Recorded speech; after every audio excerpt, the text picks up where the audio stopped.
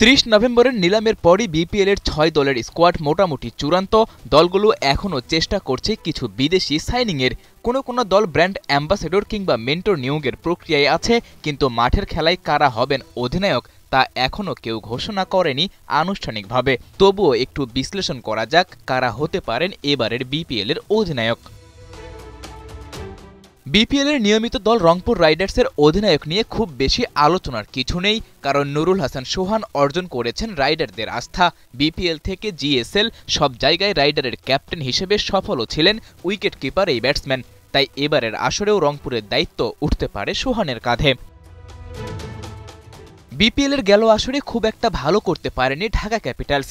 দ্বিতীয়বারে তাই franchise confirm হতেই ওরা দলে ভিড়িয়েছে ঢাকা এক্সপ্রেস খ্যাত তাসকিন আহমেদকে। পরে নিলাম থেকে মোটা অঙ্কে ওরা দলে টেনেছে লঙ্কান অলরাউন্ডার দাসুন সানাকাকে। তবে অধিনায়ক হিসেবে তাসকিনই থাকবেন এগিয়ে, কারণ সানাকা পুরো আসরে অ্যাভেইলেবল থাকবেন কিনা তা এখনও নিশ্চিত নয়। কিন্তু তাসকিন আহমেদ একে তো লোকাল ক্রিকেটার, এছাড়া সাম্প্রতিক পারফরমেন্সটাও ওর পক্ষেই। তাই তো ক্যাপিটালদের ক্যাপ্টেন্সির আর্মব্যান্ডটা থাকতে পারে তাসকিনের কাছেই।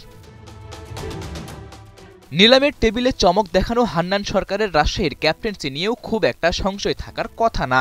ডিরেক্ট সাইনিংয়ে ওরা দলে ভিড়িয়েছে শান্তকে, আর ওকে ঘিরেই সব পরিকল্পনা সাজিয়েছে নবাগত এই ফ্র্যাঞ্চাইজি। দলে মুশফিকের মতো অভিজ্ঞ ক্রিকেটার থাকলেও ক্যাপ্টেন্সি বিবেচনায় এগিয়ে থাকবেন নাজমুল হোসেন শান্ত। বিপিএলের আরেক নবাগত সিলেটেও আছে পরীক্ষিত অধিনায়ক। সবশেষ আসরে খুলনাকে ফাইনালে তোলা মিরাজ আছে সিলেটের ডেরায়। নিলাম থেকে অভিজ্ঞ লঙ্কান তারকা ম্যাথিউসকে দলে টানলেও সিলেটের দায়িত্ব থাকবে মিরাজেরই কাঁধে। তবে সহ অধিনায়ক হিসেবে ম্যাথিউস কিংবা নেওয়াজের মতো কাউকে দেখা যেতে পারে।